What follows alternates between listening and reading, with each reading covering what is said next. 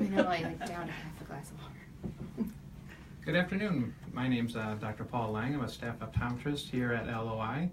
And our goal today is to kind of talk you through the process of our exam and the dilation process and why we feel it's really important that we include a dilation in every comprehensive eye exam. I work out of 5 of our office in the meantime, so if you have an appointment with me, you might want to verify just to make sure you know where to find me. But that's true of a lot of our providers because we do have 12 locations to serve you, and so just a tidbit just to make sure you know where you'll find your provider. So today, to start off, after the check-in process, what you'll do, you'll come back and you'll be greeted by a technician, and they'll bring you into the pre-testing room. We'll start the exam process with a thorough case history. It's helpful for us if you would have a list of medications and really know your family history quite well, just to give us a better idea and helps us with the final diagnosis for you. To start off with the exam, we will check your vision at distance and up close. They're going to check your pupils, they're going to check your peripheral vision, and from there, then we're going to read your glasses, so please bring in any glasses you might have. Also, if you are a contact lens wearer, it's very important too that you bring in maybe an old prescription, or if you have a box, that would be helpful for the final process, just to get you the most accurate prescription we can. To check the prescription, the technician will work with an EPIC system that we have, which includes an autorefractor. It's a computerized measurement of what your prescription may be. From there, the technician will look at your glasses and the autorefraction, numbers to start your refraction process to come up with the most accurate prescription that they can find for you. The doctor will verify those results once you're in the room with the doctor to give you the final prescription. After the refraction process, then the next step will be to check the eye pressure. And that's where you'll experience your first set of eye drops. The first drop will numb your eyes so they can lightly touch the eye and measure a pressure for you. It's a painless process. After the glaucoma test is measured, the next step will be to dilate the eyes. There's no pain in the process of dilation of the eyes because the first drop from the eye pressure test will numb your eyes. Actually, your eyes will feel numb, heavy, and sticky for about 20 minutes from that glaucoma test drop. We use 2 sets of eye drops to dilate the pupil. One set will help relax the focus of the eyes and make the pupils from getting smaller. Bright lights, as we know, will make the pupils constrict. This drop will freeze that muscle's ability.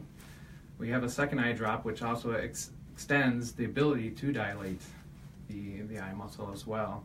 So we kind of have 2 medications to give us a better, broader look into the eye for you. We have one question that's coming through Facebook, and it's from Kimberly, and she's just wondering, why don't they make reversal drops? That's a very good question. In the past, we did have a drop called Rev Eyes that was used. With my experience, it didn't work as well as the patients would hope.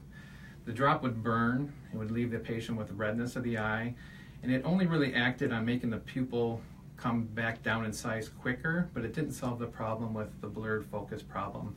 That drop has since been discontinued, so it's not available on the market. But I get that question quite often. Do we want to show the process here for dilation? Absolutely.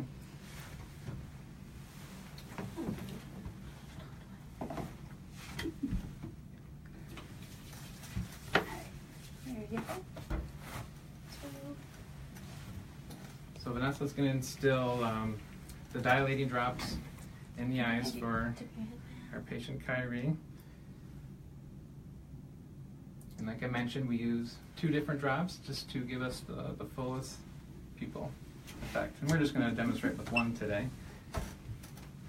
Each one of us will dilate at a different rate. Light eyes, blue eyes, green eyes, our patients are going to dilate quicker. Really dark brown eyes, dark pigmented eyes will dilate slower. So we expect that the dilation process for most of our patients will be between 20 and 30 minutes. So once the drops are instilled with the patient, we are brought out to the doctor's waiting area where we wait for the full dilation to take effect. How long does that normally take? That process is about 20 to 30 minutes for a full dilation. Now with children, we will use a different formula for dilating their drops, for dilating their eyes. And we use a little stronger medication for the children to relax their focus even more, because children can trick us during the exam process of determining the glasses, because they're super good at focusing their eyes. And so this drop will really relax it, give us a much more accurate prescription. Oftentimes parents don't feel that their child needs to be dilated because they're not at risk for certain eye diseases or condition just based on their age. But it's absolutely, vital for, especially for a first-time exam, to get as much information as we can to give, your child the best possible prescription. So after about 20 to 30 minutes, we're going to kind of show you a photo of what to expect with the size of the pupil. You can see from the top one, the pupil's smaller. If we try to examine the eyes as doctors and shine a light in this eye, it's going to constrict or get smaller even more.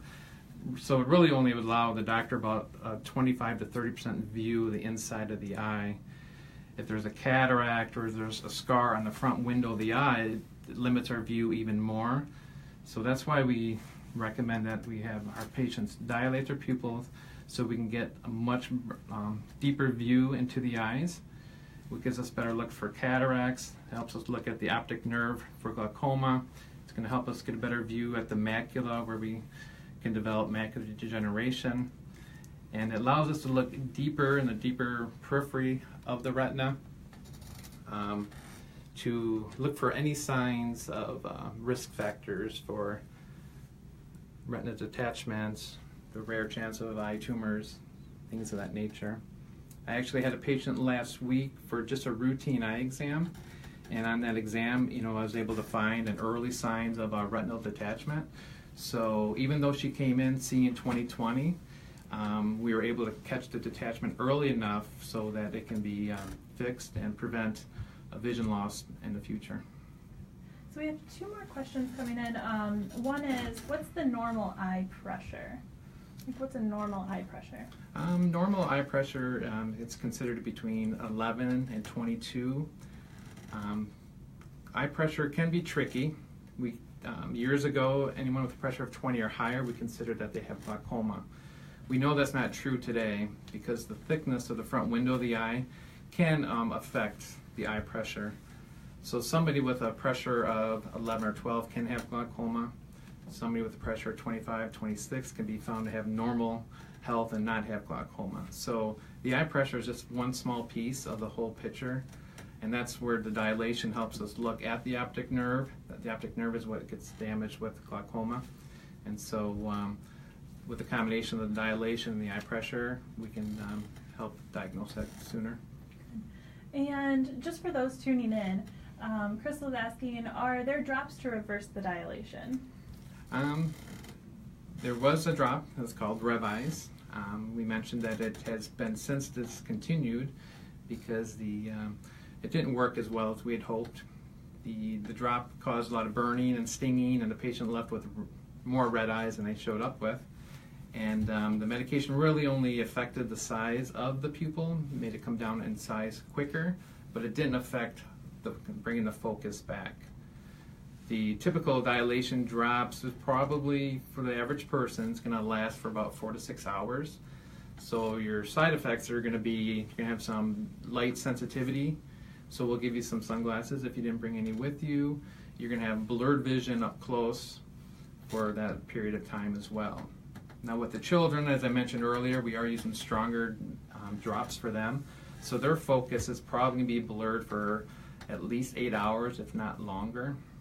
We've had phone calls later the night or the next morning that the child was still dilated, and that's perfectly normal and nothing to be alarmed about. Perfect. Well, if you guys have any more questions, feel free to leave them in the comments and we'll answer them as the day goes on. But thank you so much for watching on the explanation of dilation process at LOI Care. If you have any other questions or looking to schedule an appointment, please visit us at loi.com.